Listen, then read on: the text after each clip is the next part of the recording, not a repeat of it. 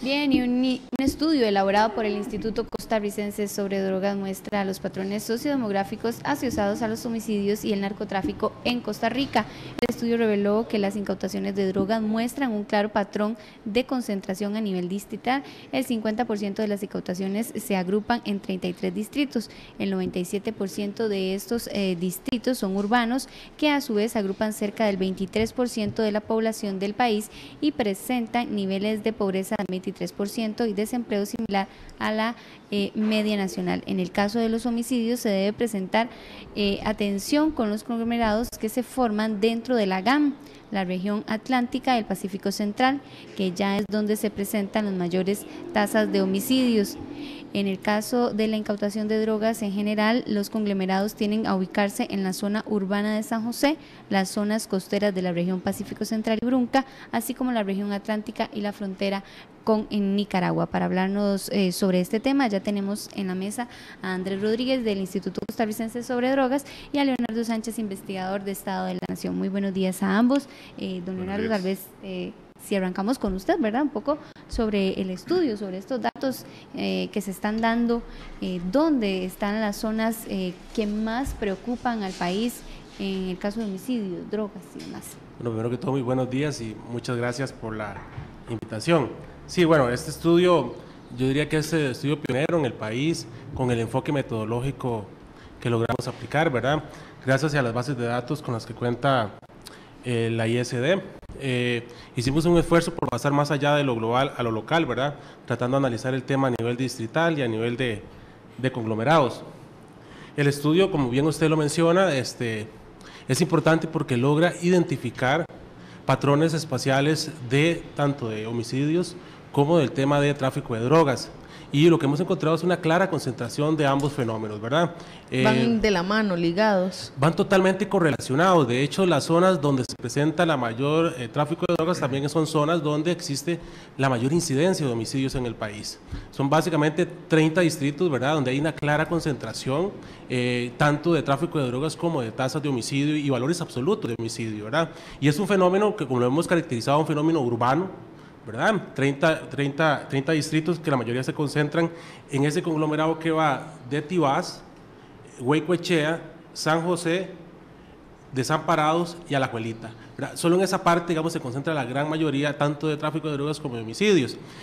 Curiosamente, digamos, en Cartago solo tenemos un distrito que es San Nicolás y 3 distritos en el cantón de Alajuela, pero entonces, como podemos ver, digamos, la mayoría se concentra en el área metropolitana de San José. Y luego, en la región atlántica, tenemos por ahí el distrito central de Limón, que de hecho es el de mayor incidencia de homicidios, ¿verdad?, y de tráfico de drogas en valores absolutos y en tasas, ¿verdad? Es el más violento también. Es el más violento, y ahí está también Batán, en Matina, y 2 distritos muy urbanos de Pocosí, que son muy poblados también, ¿verdad?, que son Guapilis y Cariari, que es otra particularidad. Estos distritos en su mayoría tienen más de 30.000 habitantes, son distritos no solo muy poblados, sino también muy densos en población. Estamos viendo acá algunos de los gráficos que ustedes nos facilitaron. De los 21 distritos donde más cocaína se da, un 50% de los casos, marihuana son 33 distritos con 50% de los casos y crack 23 distritos con 50% de los casos. Tal vez si nos explica un poco para poder entender esto. O sea, esos son los distritos donde más cocaína, marihuana y crack se concentran. Sí, recordemos que, bueno, como lo analizamos acá, el tráfico de drogas lo podemos dividir en varios tipos. Está marihuana, ¿verdad?, que acumula como el 80%, ¿verdad?, de todos los casos. Luego tenemos ahí cocaína, crack y otro tipo de drogas. La información en el estudio pues desagrega por todos esos tipos de drogas. Sin embargo, lo que uno nota ahí es un patrón. Por ejemplo, en el caso de la cocaína, dependiendo, digamos, de qué quiere analizar, uno puede analizar, por ejemplo, los decomisos de acuerdo a la cantidad de kilos, y ahí uno encuentra que las costas son por donde entra la cocaína, ¿verdad?, pero el consumo, normalmente el menudeo se da más que todo en el área metropolitana de San José, y ahí lo que uno encuentra es que tanto cocaína como crack como marihuana, ¿verdad?, su distribución en el espacio es muy similar. Es decir, el tráfico básicamente, digamos, aborda todos los tipos de drogas que están mencionadas en el estudio. Don Andrés Rodríguez del Instituto Costarricense sobre Drogas, tal vez, ¿de qué les sirve a ustedes tener identificados estos distritos donde más tráfico de drogas se está dando, donde está correlacionado, como decía don Leonardo, con los homicidios en el país? ¿De qué les sirve al Instituto Costarricense sobre Drogas? Bueno, muchas gracias. Yo diría que más allá de qué le sirve al ICD, es de qué le sirve a la institucionalidad costarricense. Y esto es que los recursos, entendiéndose los mismos como limitados, deben ser enfocados en donde está la problemática. A ver, no podemos darnos el lujo en una época de crisis fiscal de despilfarrar los recursos en lugares a donde la problemática no se está concentrando. Pero yo quiero traer a colación acá la temática que más allá de identificar solamente los distritos en donde se está concentrando la problemática, el estudio es pionero, como bien lo dice Leonardo, y nos viene a generar insumos muy valiosos porque no se queda solamente en el decir, bueno, aquí es donde se están concentrando esta clase de particularidades, sino que también se hizo regresiones, matemáticas son ejercicios econométricos, para poder identificar qué variables están correlacionadas.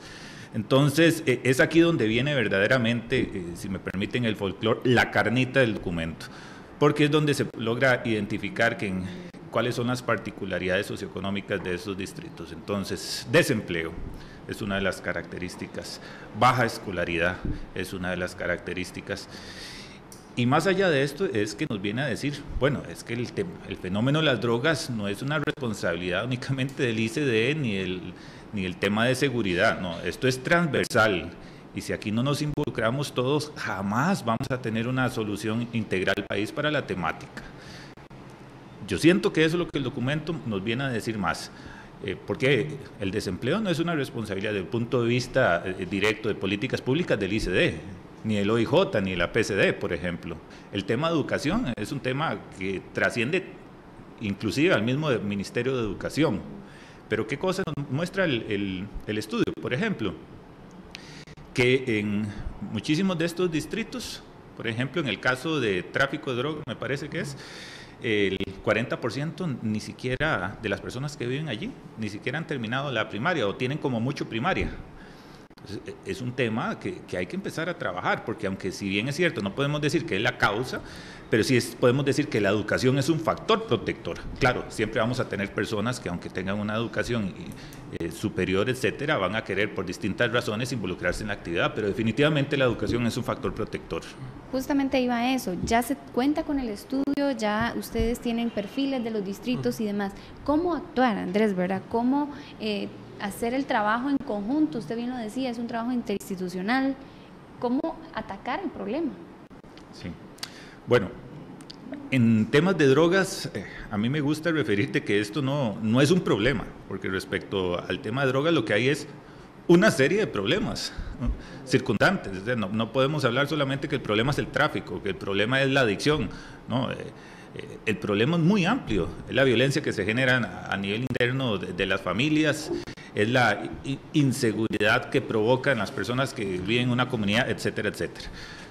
Definitivamente lo que preguntas es un reto país, y es que desde el Instituto Costarricense sobre Drogas hemos venido insistiendo que se ocupa una mayor, y no solamente mayor, sino mejor articulación de toda la institucionalidad. Y ahí es donde se pone también en contexto la necesidad de aprobar esta ley de extinción de dominio que está en la Asamblea Legislativa para que ustedes puedan combatir con mayor fuerza y el Estado costarricense pueda combatir con mayor fuerza el tema del narcotráfico para poder también bajar estas tasas de homicidios. Bueno, esa es una de las cosas que nosotros hemos venido conversando, que la ley de extinción de dominio va a venir a fortalecer las finanzas para poder atender mejor la dinámica y el fenómeno de las drogas, concretamente en esta parte del narcotráfico, pero más allá de solamente poder atender el narcotráfico, es una señal que se le da a la población. Podemos hablar de un tema, alegóricamente lo digo, de un tema moral, de decirle a la población, mire, la manera de hacerse rico en este país es cualquiera menos infringiendo la ley.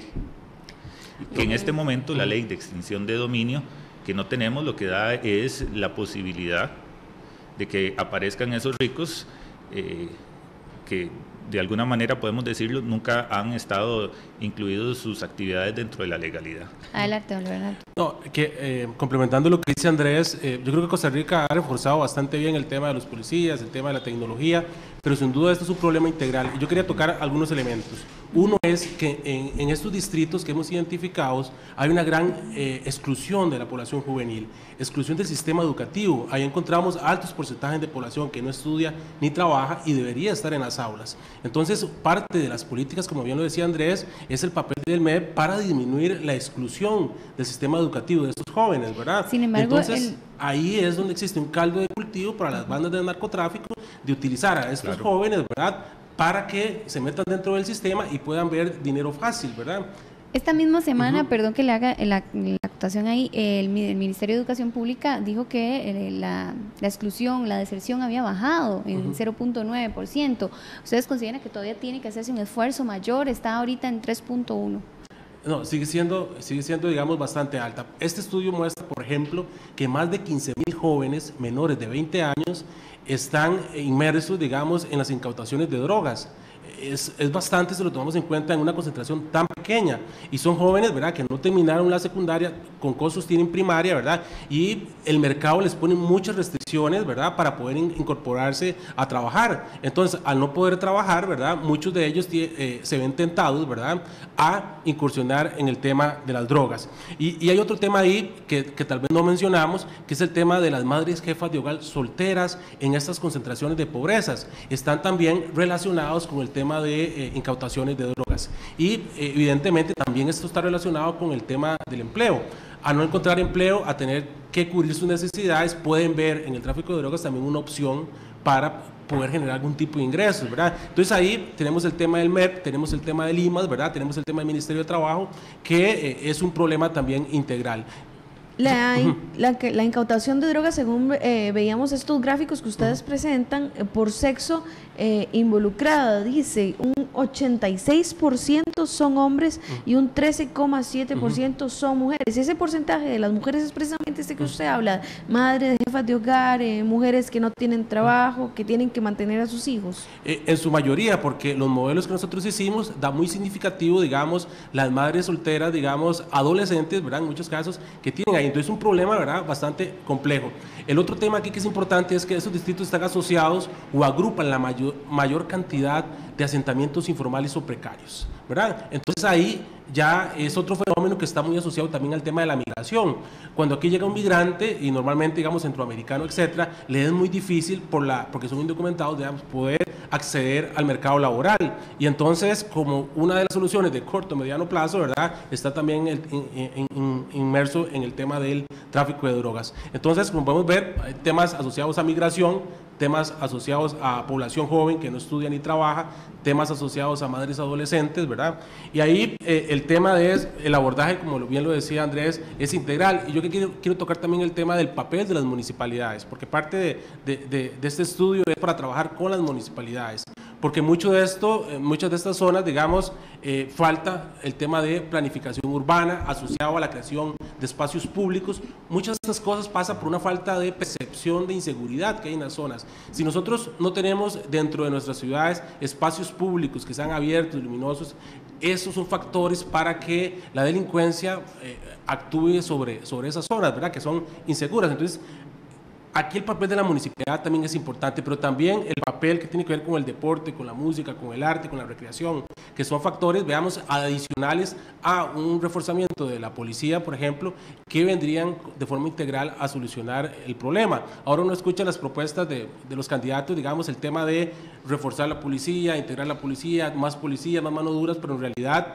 estamos dejando de lado que esto es un problema mucho más amplio. No es un problema solo del OIJ o de la ISD, es un problema de muchos ministerios y por tanto se debe abordar de manera integral. Y precisamente por eso y muchos problemas sociales no logramos darle, como dicen, al cabo, ¿verdad? ¿Y por qué no logramos solucionarlos? Porque se abordan solo desde una arista, ¿verdad? El sociólogo don Carlos Carranza presentaba un estudio sobre pobreza y hablaba de los retos que tienen los jóvenes que viven en los asentamientos y específicamente en la Carpio.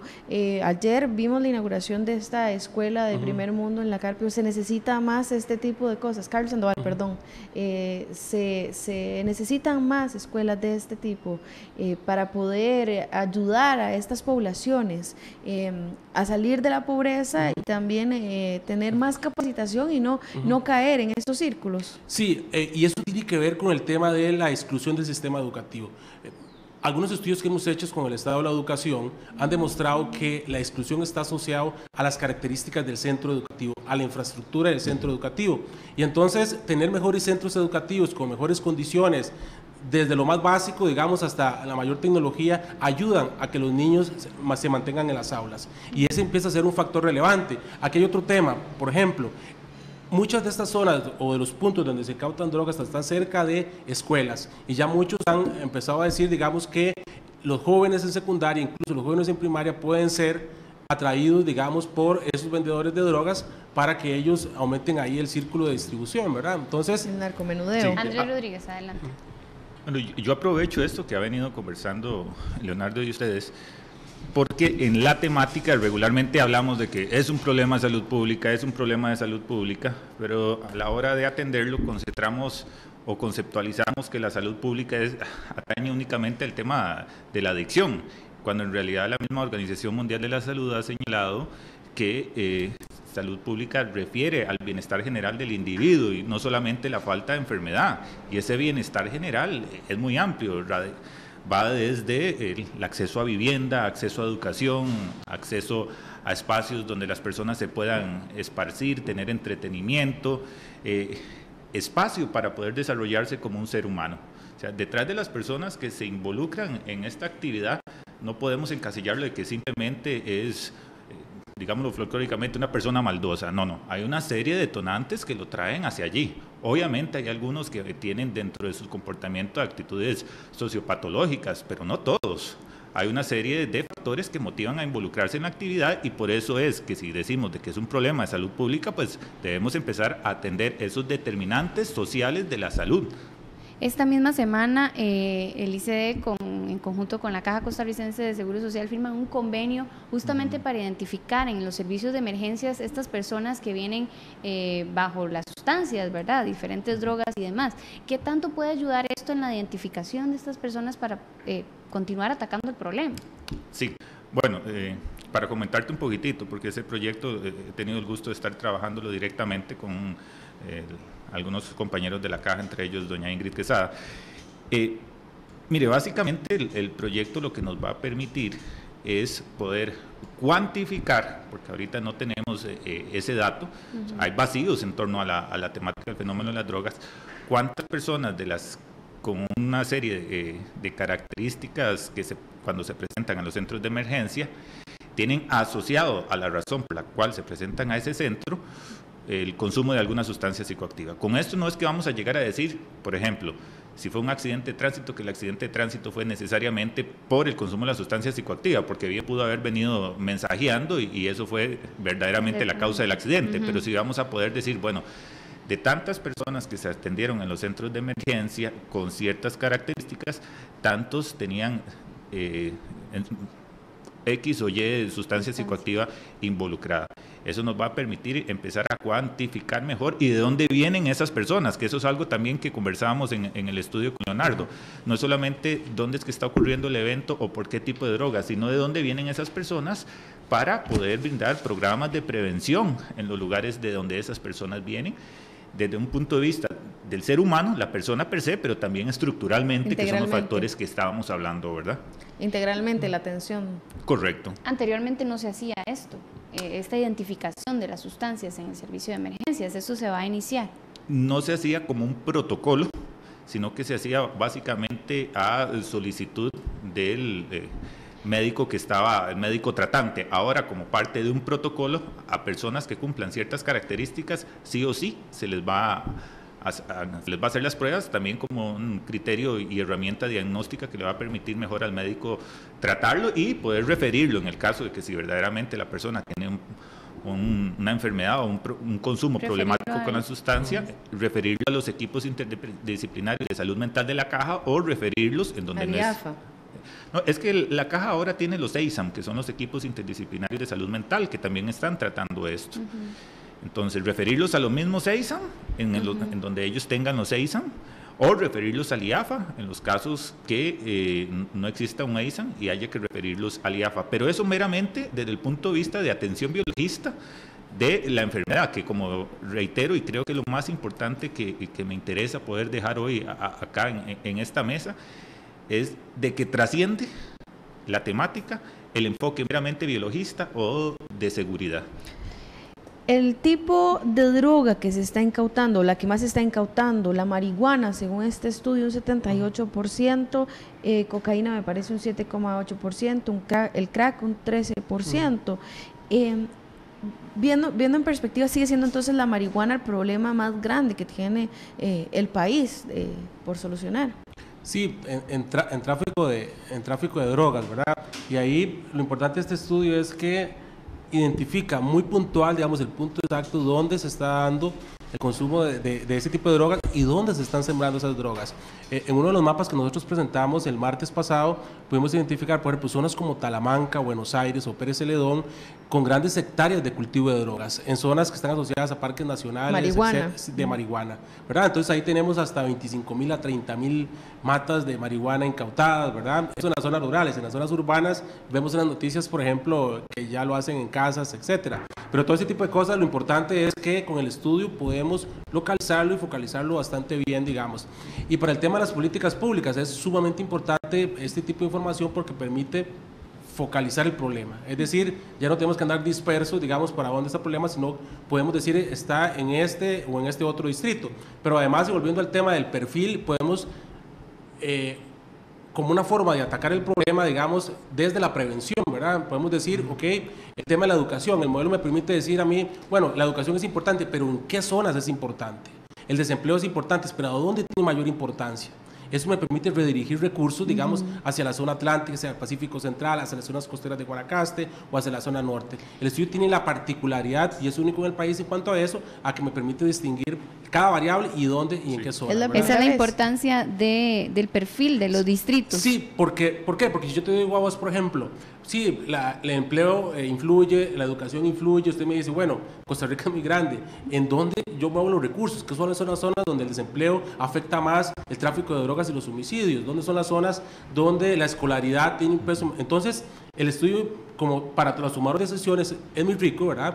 Porque me permite redirigir recursos o focalizar recursos en diferentes zonas del país. Don Leonardo, no sé si tienen el dato, a lo largo de la historia, del pasar de los años, en Costa Rica esto se ha modificado, este perfil de los distritos, no se han ido cambiando, han ido verse afectados otros distritos que antes no se veían tan afectados o son distritos históricos. Sí, por lo menos, digamos, los datos que nosotros analizamos, que van como de 2010 al 2016, ¿verdad? O 2014 al 2016, lo que planteábamos el martes era que prácticamente no varían esos distritos, pero hay algo importante. Nosotros hicimos análisis de conglomerados, identificamos muchas zonas que son vulnerables a formar parte de ese conglomerado, que hoy en día tal vez no tengan una incidencia tan alta, pero digamos que en los próximos años pueden verse involucrados, digamos, como ese grupo de distritos que están ahí. Entonces, hay muchos distritos que están cerca de los conglomerados, que son muy vulnerables, que tienen las mismas características, ¿verdad?, para poder entrar dentro de ese grupo de distritos, digamos, de alta incidencia. No se han atacado vamos a ver, don Andrés, no se han atacado de la forma en que deberían atacarse, tratarse tal vez, el tráfico de drogas y demás en estos distritos, si ya se tienen identificados desde hace por lo menos 8 años, sí, los últimos 8 años. Ok, mire, esa respuesta, la pregunta es más bien muy amplia. Lo primero que quiero decir es que el estudio nos permite desmitificar de que todo el país está tomado por las drogas, ¿no? Eso es lo primero que nos permite decir. O sea, hay puntos calientes en donde hay que concentrar los esfuerzos estatales. Y entrando propiamente a su pregunta, pues yo no puedo llegar y decir, mire, no es que no se han atendido. El estudio muestra claramente, es evidencia científica, no es opinión de Andrés Rodríguez, sino que el estudio muestra es que definitivamente estos distritos están desatendidos en los factores sociales y determinantes correlacionados a la temática, que trasciende la atención policial. El estudio nos muestra, sí, están desatendidos en un tema de empleo, ahí es donde se concentra el desempleo, están desatendidos en un tema de educación, hay una baja escolaridad. Entonces no podemos hablar de que ha sido desatendido el narcotráfico nada más pensando en de que si hay presencia policial o no. Porque si hay incautación. Claro, sino que si hay presencia del Estado, y el Estado trasciende, reitero, la atención de la salud de las personas, la parte meramente biologista, y trasciende la vitamina G, como decía don Abel Pacheco, el garrote. No, sino que tenemos que ir a la parte de, reitero, educación, las facilidades para que las personas se desarrollen como seres humanos integrales.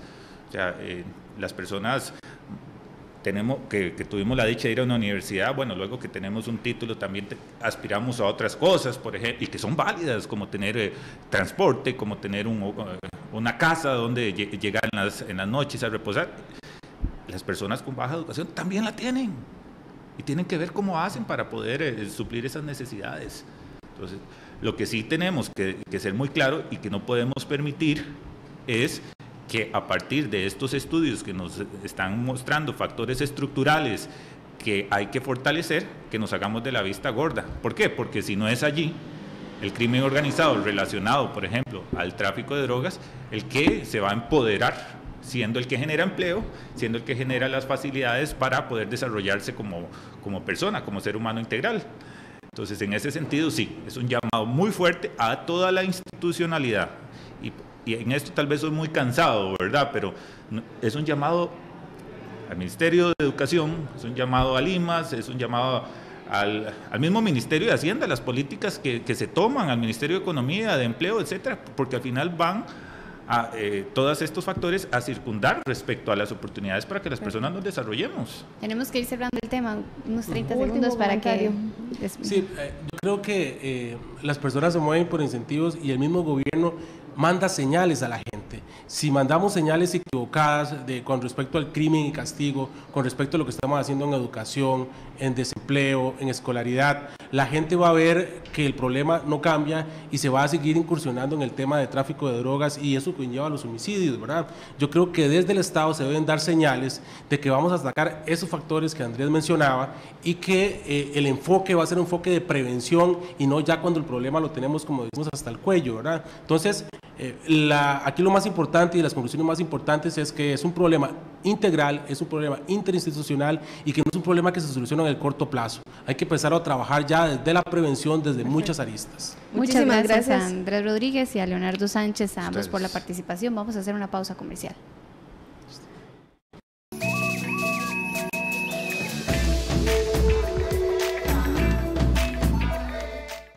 Siga el debate